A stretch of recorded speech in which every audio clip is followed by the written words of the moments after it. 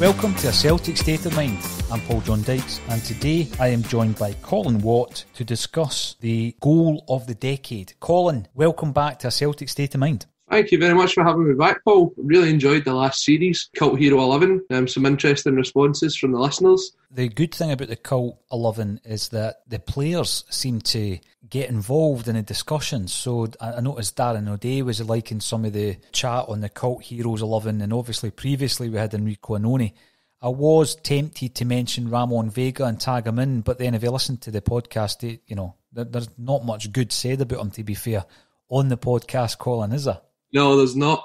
And to be fair, with the money he's got now, you wouldn't want a lawsuit against him. Has he been very successful? I've not really followed his career after football. Yeah, he's got a bit of a property empire now, so I'm sure he's invested his money well. Listen, I wish him all the very, very best. I just didn't see him as a hero. I really don't. Just a stopgap. But this series of polls that we've been doing on a Celtic State of Mind, axom.net, which is our official website, and on which you will be able to regale yourself with an archive which is almost 450 strong. And part of the features that we've been receiving from yourself, Colin, is a series of articles called The Decade of Dominance. You're looking back over the last decade, and with the help from our listeners and those who visit the site frequently, you're running polls on things like Goal of the Decade, Game of the Decade, etc. And this is going to be an ongoing series until we have a definitive list of AXOM awards. Now, this is going to be separate from the AXOM Player of the Year, which we have been running all season through a Man of the Match award, and we hope to announce that very soon because there's not going to be any other games. So we already have the results to hand. Who do you think, just as an aside, Colin, who would be, off the top of your head, your Player of the Year this season? It's a hard one to discuss, to be honest. There's been a lot of sort of breakthrough people this year, people that have really cemented their place within the team. I think Christopher Julian's done really well since he came in.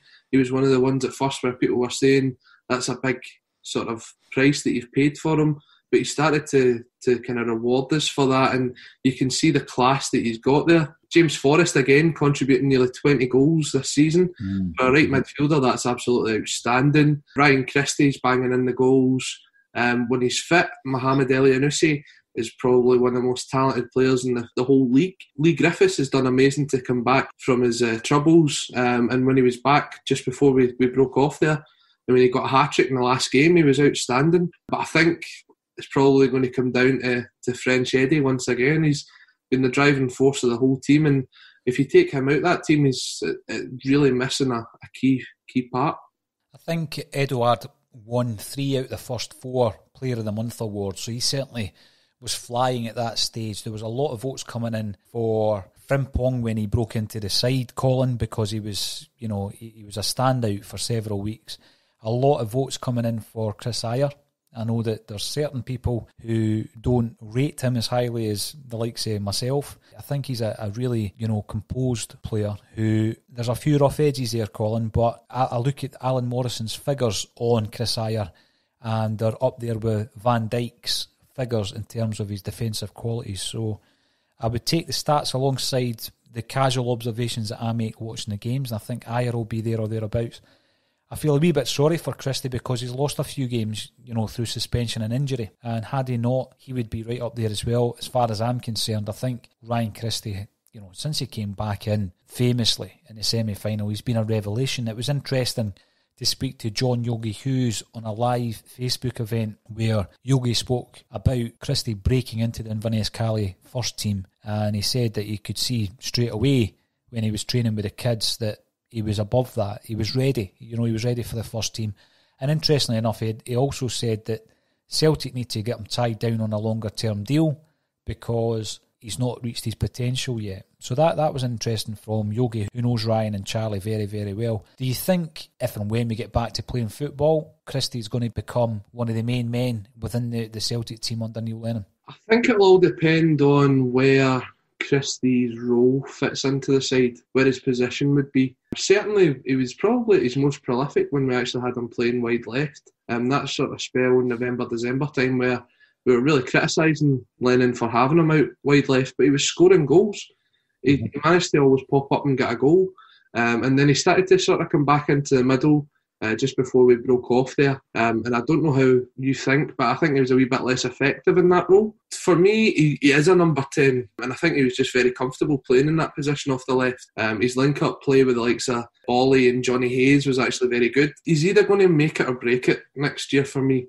I think there's a very talented player in there, but if he wants to play that number 10 role, he's going to need to improve some of his passing. I think his passing lets him down at times. Taking players on, having a pop at goal, that's brilliant, but he needs to sort of work on his build-up play. If you look at like Elianusi when he was linking up with Edward before he got injured, there was some really nice play in there. Tom Rogic, when he plays in that number 10 role, commands the ball and is always looking for the right pass. I think that's maybe the one thing that Ryan Christie's game's lacking at the moment is his passing. One thing I would say in his defence here, Colin, because I don't disagree with that, is that when he loses the ball, he works his backside off to get it back, doesn't he? He always works back to try and retain possession. The other player we've not mentioned is Callum McGregor, and I think that's interesting because he's so effective that often some people might take him for granted. He's always consistent, isn't he? I mean, I think there was a stat where he'd played something like 50 or 60 games in a row for Celtic over the last sort of 18 months. He was barely out the side. He doesn't get injured. He is the warhorse in the middle of the park. And to be fair, we're now looking at a stage where another person that we've not mentioned, Scott Brown, he's going to be coming towards the retirement age soon, or maybe not, depending on how Bruni feels. But we are going to be looking for his replacement eventually, and I think it's already there in McGregor. I think McGregor's got that ability to go box to box, which is what we signed Brown for in the first place. And when we're playing the likes of St Mirren or Hamilton or teams like that at home, I think there's games where you can afford to not have that sort of Brown role, the person that's sitting just either in line with the back two or just in front of them, and just have someone like McGregor who can command the middle of the park, and from him all attacks go forward. So it could be that McGregor is eventually the long-term replacement for Brown. I think the other thing that I would mention is the return of Leigh Griffiths. I'm not for a moment suggesting that he would be anywhere near a Player of the Year award, Colin, but it's noteworthy that someone who was suffering from mental issues has managed to re-emerge and return to the fray, and done so with some style. It's not as though he's just a bit part player that's coming in for 5 and 10 minutes. He's coming in and contributing. I think he scored 11 goals this season, despite the fact that the season's ended early. He's been in and out through injury as well. But it is noteworthy that Griffiths, after the problems that he's had, has come back into the Celtic side, and the fans were delighted that he came back. I think a lot of people wrote him off, and he responded to one of them, Chris Boyd in particular, with a celebration. So great to see Griffiths back, and hopefully next season we can see him back to something like his old self. He was getting back to a really good bit of form, wasn't he? Yep, definitely. And I think whether it be injury or whether he had a bit of a relapse earlier on in the season, we're not to know. But there was a sort of period around about September, October, November time where it was evident that Griffiths wasn't being involved in the first team. And a lot of the pundits on these phone-ins were saying that it was his Celtic career over. A lot of Celtic fans were asking where he was at that point. And Lennon was very, very adamant that he was out injured. He had a thigh injury for a sustained number of weeks. But that trip to Dubai in January really transformed Leigh Griffiths. It could have transformed his career, not just his season. He came back, he was fighting fit, he contributed right away. At times he was trying too hard, but I'd rather see a player try too hard than not try at all. And he was answering these critics left, right and centre. And as I said just earlier, that hat-trick in the last game potentially of the season, he was really on form, and you're going into the game against Rangers at Ibrox and you're saying you just want him to score, just to shut them up, because the way that they treated Leigh Griffiths when he went off with his injury was sickening. To say that he would never be playing football anymore, I think we could all agree that we just wanted him to bag a winner at Ibrox, and that was it. We did, and the form that he had come into, there was no really betting against that he would do something like that. Whether or not he would be able to tie a scarf to the post is another question entirely. He might try it, or he might try and wipe his nose against the corner flag. And these are the things that we do love Leigh Griffiths, not only for his talent, but also for the bit of the cheek that he gives us as well. And he brings a lot to that Celtic squad, and it's great to have him back, So, Colin, one of the Decade of Dominance polls that you set up was to try and find out the goal of the decade. Talk to us about some of the goals that were part of that and how you set it up in relation to separating the goals in 3 semi-finals and then a final. Yeah, I mean, that was a very difficult decision. I think if you look across the 10 years, we might have scored something close to 1,000 goals over that period. So to try and narrow it down to sort of 12 that stick out, I'm sure the listeners will be screaming at their phones or their tablets or their laptops saying, you missed this one out, you missed that one out, and it's very hard to do. But we think we've got it down to sort of 12 of the best, and we split it over 3 semi-finals, and the 4th finalist was put together using the public vote. The best runner-up with the most amount of votes, that made the 4th finalist. So it was interesting to see some of the results, and as we go through it, certainly the ones that I thought would do really well seem to struggle. But then again, it's all down to how you feel about that goal. There's certain goals that will bring back incredible memories over the last 10 years. And when we look at it, I'm sure all the listeners will agree with that. It's a difficult question because if someone says to me, goal of the decade, you're then thinking, is it technically the best goal of the decade? Or is it the most important goal, the most pivotal goal of the decade? It's a difficult poll to set up, but if you put it out there to the people and the people speak, we've got to take the results. And obviously we disagreed with the cult Celtic one. Let's see if we disagree with this one. Talk us through the 4 goals, first of all, in the first semi-final then. Okay, so the first semi-final, the first goal was Tony Watt's winner against Barcelona, obviously on the 125th anniversary, one of Celtic's greatest performances in Europe since Lisbon. We all know what happened there. Sticks it past Valdez to make it 2-0.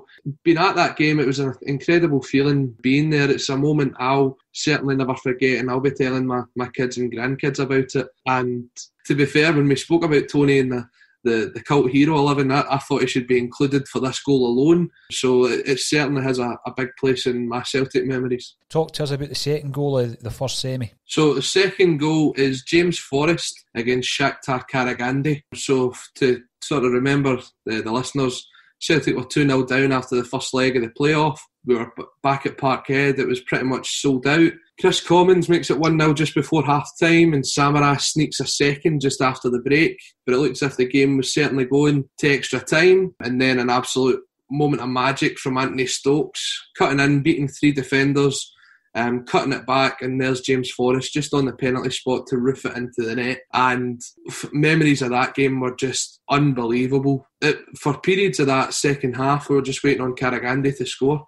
And that was going to be it for us because we didn't have the away goal. We were going to need to score 2. It didn't look possible. But for the moment of magic for Stokes, that's really what made the goal.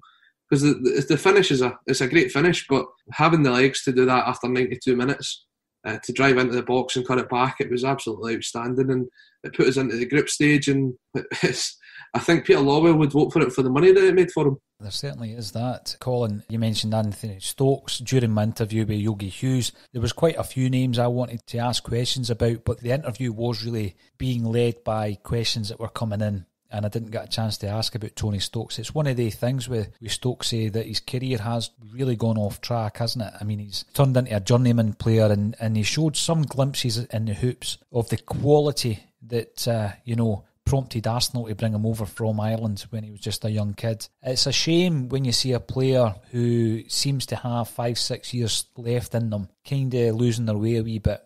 And, it would be better, I think, if Stokes came back to the British game in some way or other, and, hopefully, again, he can maybe come back and start scoring goals again.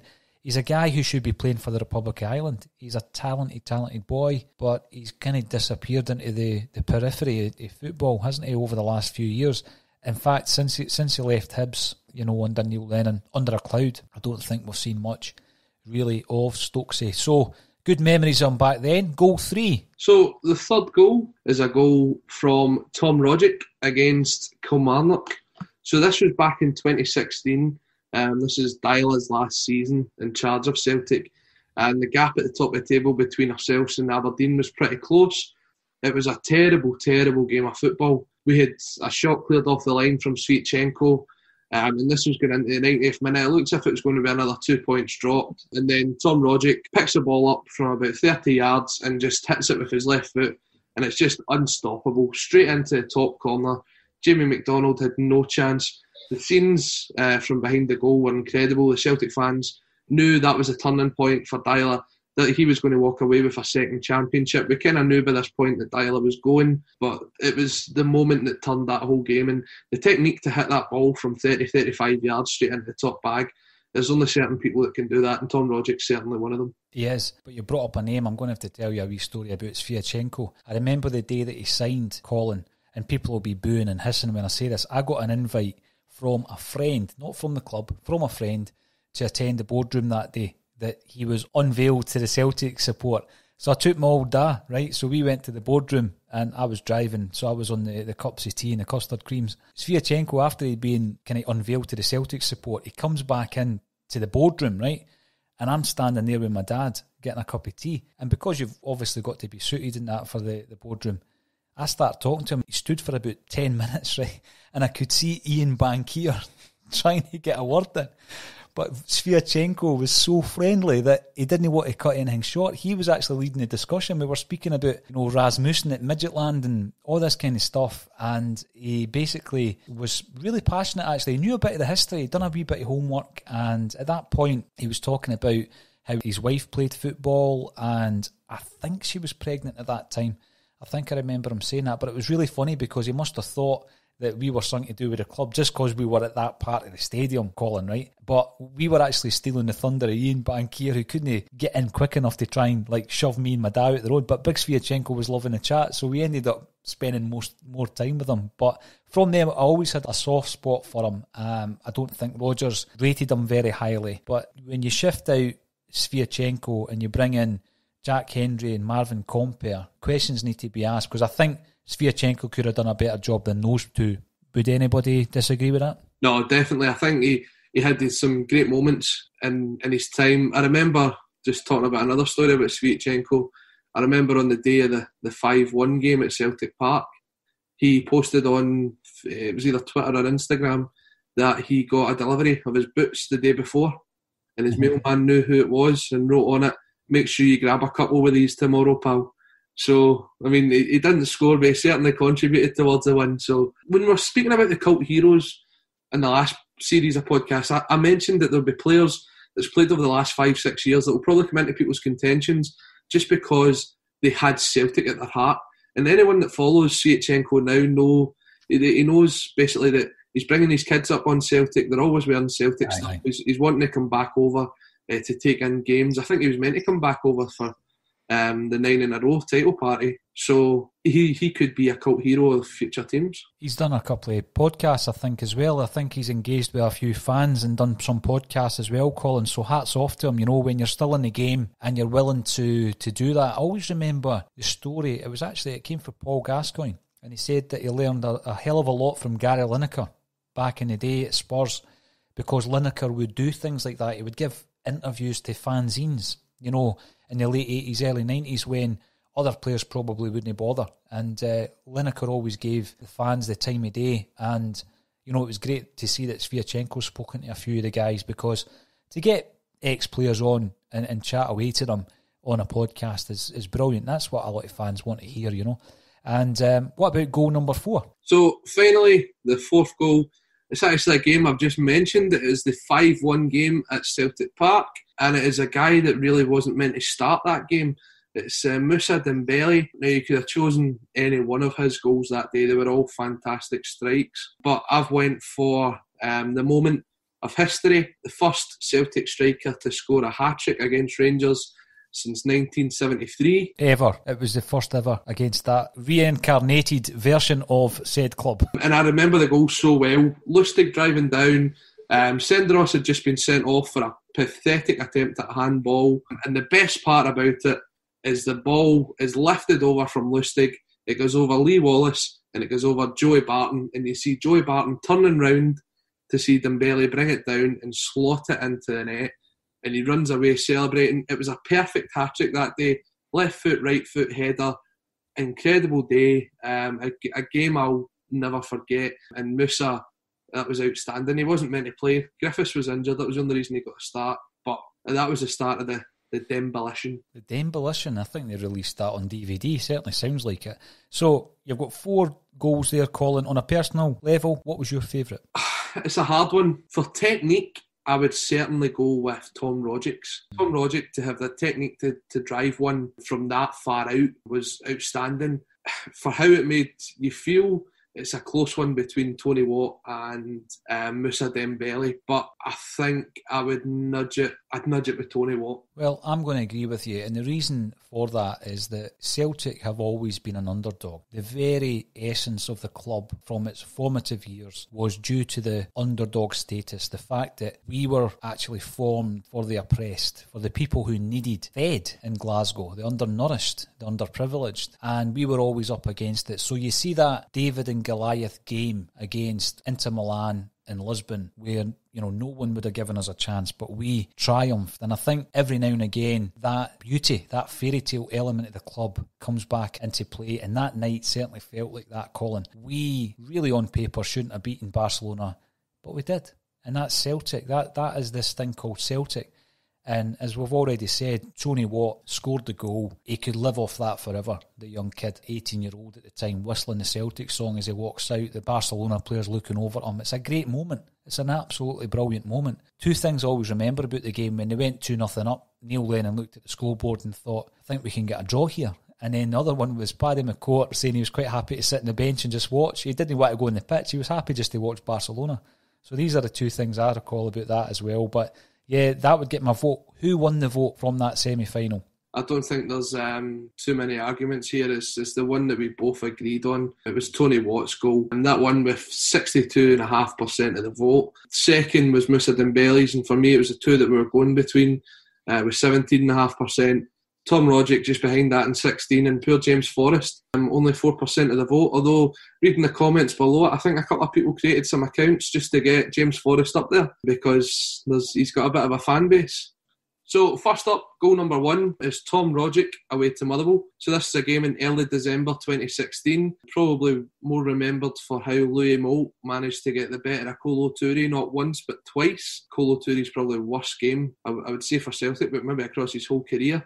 It was end to end, where there was goals galore, and it looked as if it was going to go to a 3-each draw before Rogic picked one up just on the edge of the box. Again, he wasn't tackled by any Motherwell defenders. He was given the chance to go forward, and he curled one right into the bottom right-hand corner. It was a fantastic strike from Rogic.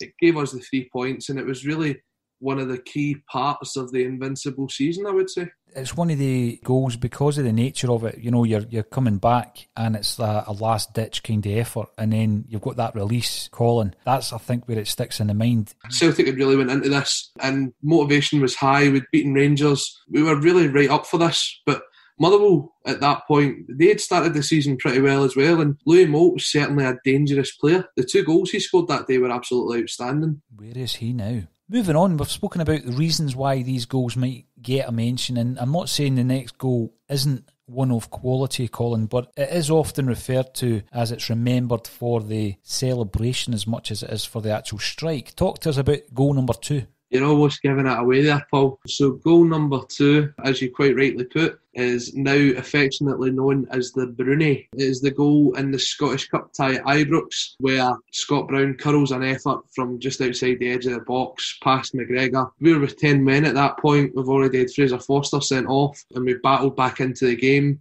And it was just a fantastic strike. This had came literally 2 weeks after Samaras Sunday, and we were building momentum at that point of the season. But the goal, the importance of that goal, what it then went on to do in the replay, which will go down in memory as one of the most heated games of football ever. It was just a special moment, and I was actually in the Broomloan at that point when Brown curled the ball in, and you wanted anybody else apart from him to hit it, but as soon as it hit the back of the net, I never seen the Bruni until we got home.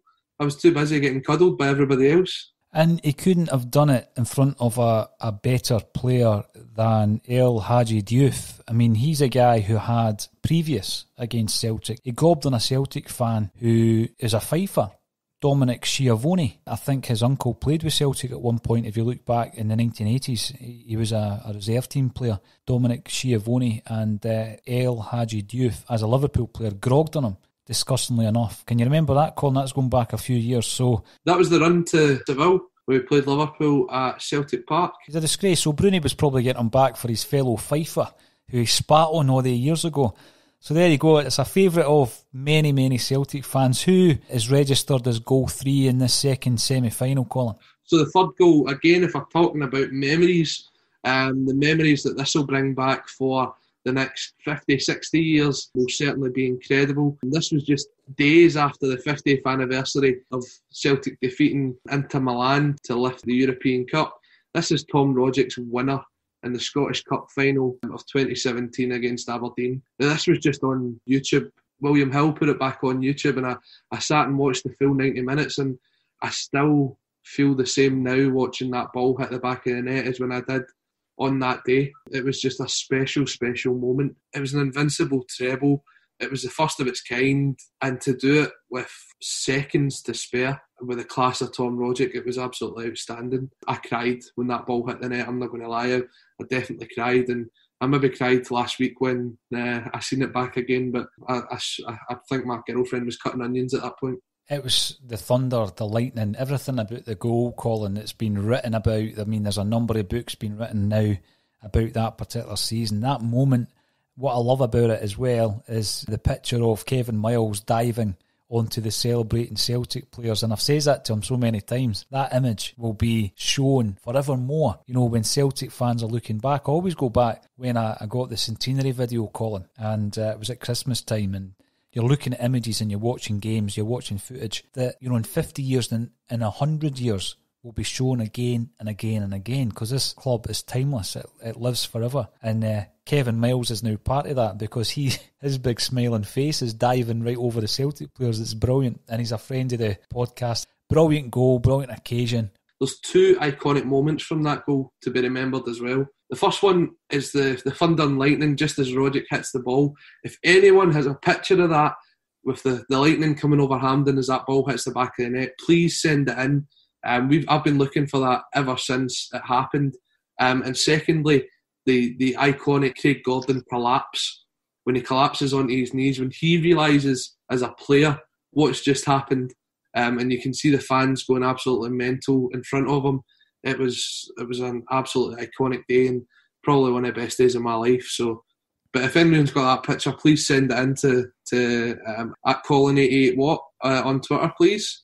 But moving on, it's another goal that probably brought me to tears, and it was only just this season. It is Olivier Ntcham's last-minute winner away in Rome. Probably, no matter, well, unless we go and win a trophy, I think it will be my favourite away day in Europe ever. Going into it with all the security and the heightened scrutiny that was going on to the game, the fact that we'd beaten them basically in the last minute at home, we were going over there and we're saying, you know, if we win, we're through, and everyone had pretty much written us off. I think we were 3 or 4 to 1 with the bookies, but the performance that night was absolutely outstanding, and I've watched this goal back at least 100 times since it happened, and it gets better and better every time. I can tell you from being in the stadium, that ball took an hour to hit the back of the net, not the seconds that it does when you look back at the video now, but the composure that he had after 94 minutes to lift the ball over the goalkeeper, it's just absolutely iconic. A fantastic goal,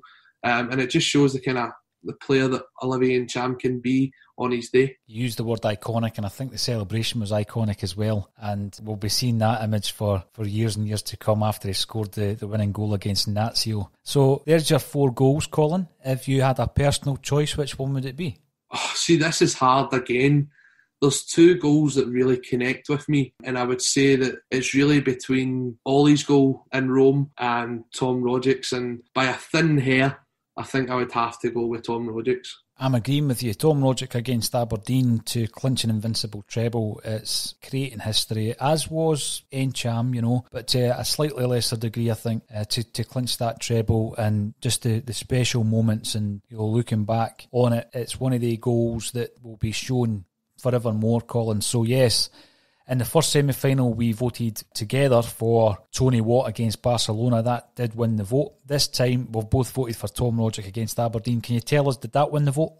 We're 2 for 2, Paul. That did win the vote, and with a very interesting percentage, 67% selecting Tom Rodgick's goal against Aberdeen.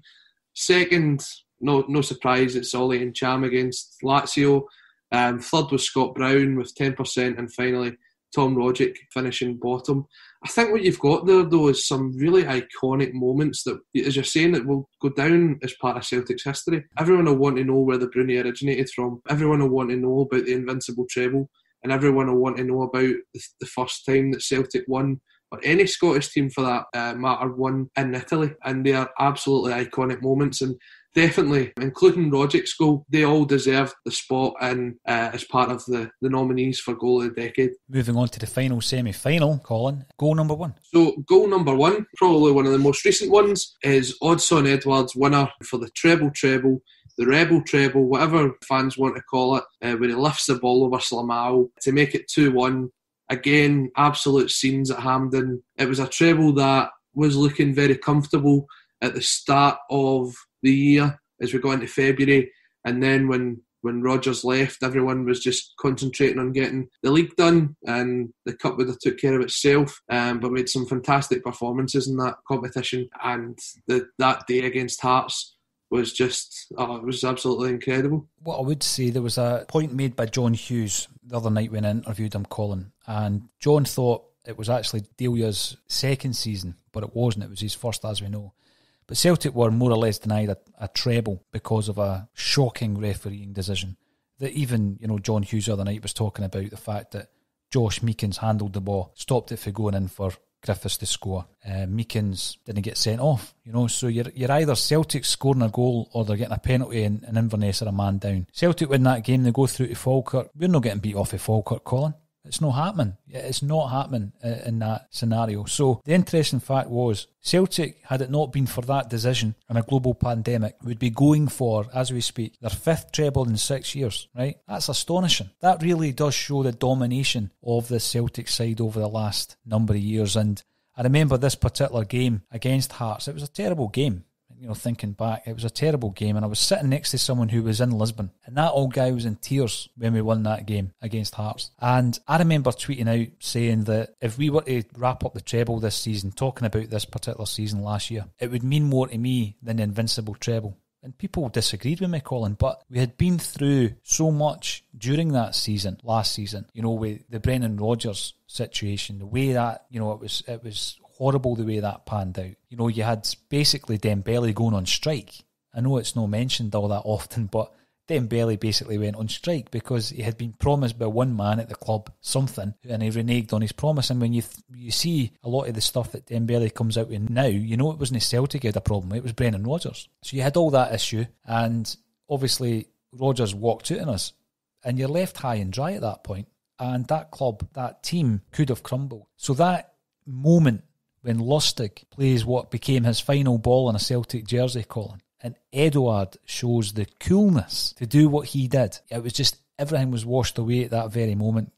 Everything was washed away when Edouard scored that winning goal. So I'm going back to the very first point I made about what makes the greatest goal. So I look at a goal like that. That was a great finish. Of course it was. There's probably better goals technically within this semi-final, but before I even see them, I'm already looking at that goal because of the importance of it. So let's run through the other three and we'll see. What was the second goal? So the second goal, again, it's another history-making goal. It's Georgios Samaras's winner against Spartak Moscow. So again, we were away, never won away from home in the Champions League, in the group stages certainly.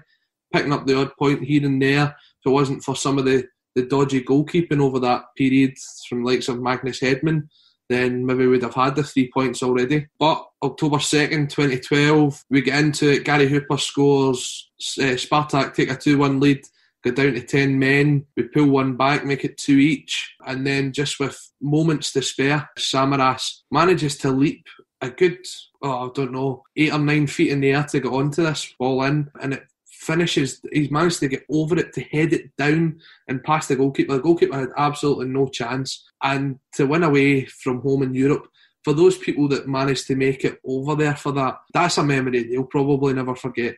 And for us watching it back here, it really set up how that year was going to go. And it was part of the spell where Samaras was scoring in pretty much every away game for Celtic in Europe. Georgios Samaras, a big fan. Everybody that listens to the podcast will know that.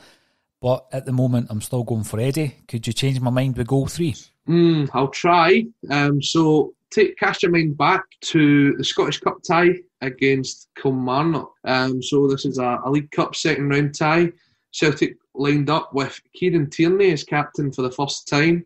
We had players like Kundai Benyu, Calvin Miller, Anthony Ralston and Ebue Kouassi starting for us. So some names that maybe people have already forgotten. Kundai Benyu especially, although he's still under contract at Celtic. So Tierney picks the ball up just on the halfway line, takes a couple of touches, no one's closing him down, and he goes, why not? And why not indeed? It sailed for 40 yards and it didn't have a lot of backlift. It just kept rising at the right moments just to hit just under the stanchion into the back of the net. And Jamie McDonald, who, as I said in the article, must be used to conceding goals from long range against Celtic now. That was Tom Rodgick not that long ago. And then Kieran Tierney from even further out. Absolutely outstanding. What a strike. Technically, the best goal in this semi-final for technique. I don't think I'll disagree with you, but there is another goal to come. And it was an astonishing goal in its own way.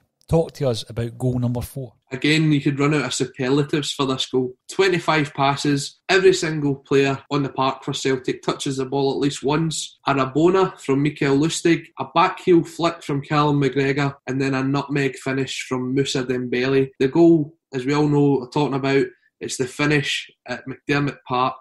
Moussa Dembele to make it 5-2 against St Johnstone. It was one of those goals where if Barcelona or Real Madrid or one of the big English teams had scored it, we'd still be watching it to this day. I think it was about a minute and a half to 2 minutes of build-up, 29 passes, everyone touched the ball at least once. Craig Gordon actually managed a kick-out that hit a Celtic player.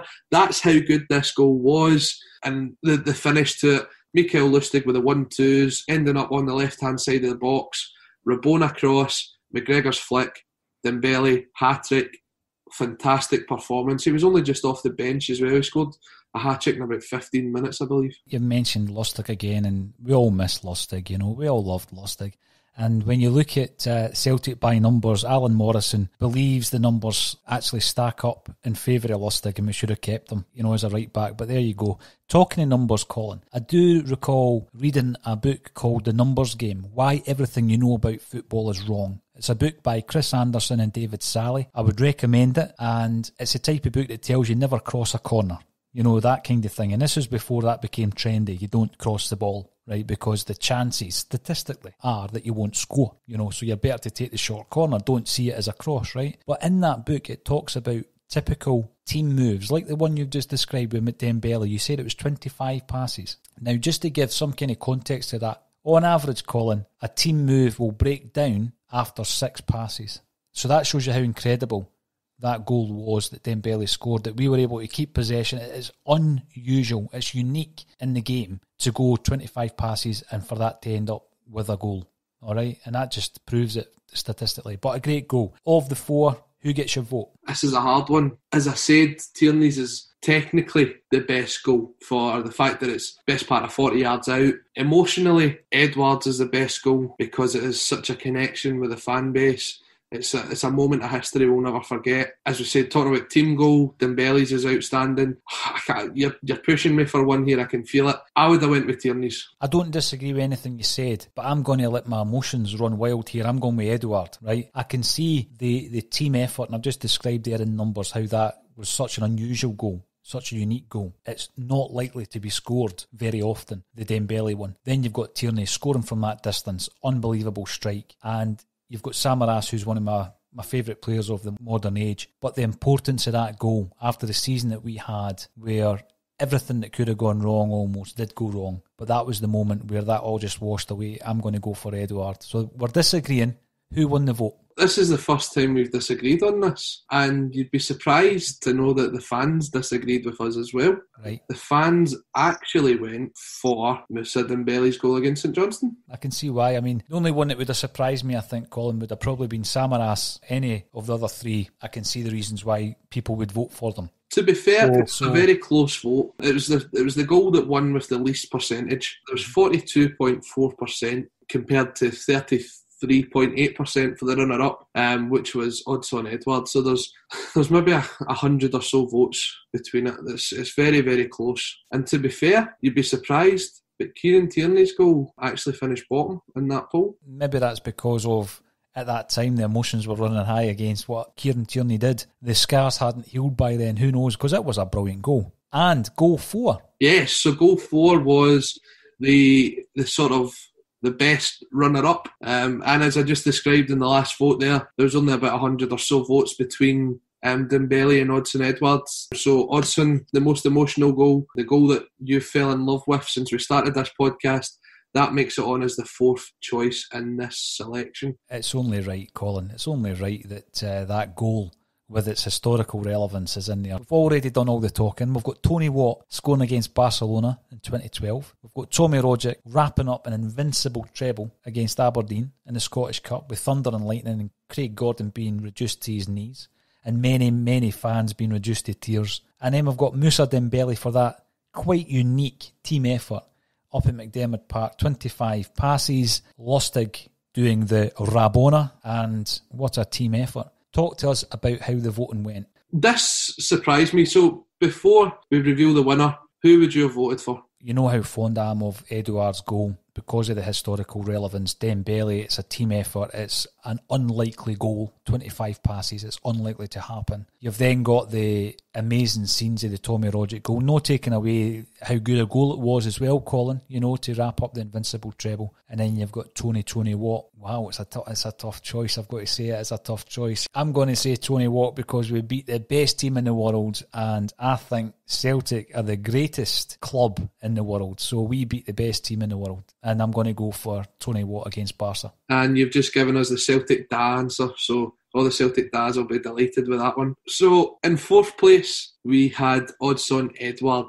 It was a late addition to the poll. I say late addition, it was the runner-up. It made it on at the bottom spot. We've run out of superlatives for how good that finish actually is. He takes it from outside the box, overs Lamau. Fantastic goal. 3rd place is Moussa Dembele against St Johnstone. And actually, it's closer in this poll than what it was in the last one. So maybe a few people changing their minds once they'd had a second look at the goal. Only 0.3% of the vote between those two. Very, very close. So it's between Tony Watt and Tom Rogic. And the first winner of the Decade of Dominance Awards, as voted for by the Axom listeners, for the best goal goes to Tommy Rogic. It's a moment of history. I don't think there'll be many arguments about this. It's still a moment that people will look back to as fondly, I would say, as the Lisbon victory. An invincible treble. That will never happen again in my lifetime. That will probably never happen in my kids' lifetime, the fact that we've won an invincible treble. And I've not even got kids yet. Well, you're right. It is. You know, it's one of the moments in time. And I'm just privileged to have been part of that, a small part as a supporter, but collectively a big part as a supporter, and just being here to witness that, Colin. And it's just incredible actually looking through some of these goals, how many moments the club gives you, you know, and we could do this decade on decade and it would throw up incredible scenes, incredible debate. Although I had chosen Tony Watt, I'm not going to argue with Tom Rogic because we've already looked at the merits of that particular goal and the relevance and the history of the club. And it's good during these times to remind ourselves of the great times that this club gives us, Colin, time and time again. And I had a good discussion with John McCulloch, who is a musician who has just released his new single, and we had him on the other day there. And we were speaking about how football is escapism. It's the working man's sport. People historically would work all week and go and watch their team on a Saturday, be that working down the pit or working at the dockyard, you know, working in a factory, and looking forward to that release of going and watching their team with their mates and having a few pints. And it gives you a bit of colour in an otherwise dull life a lot of the time, Colin, you know, for a lot of people. And we're all missing that. So it's great to look back on it. And the listeners to this podcast, if you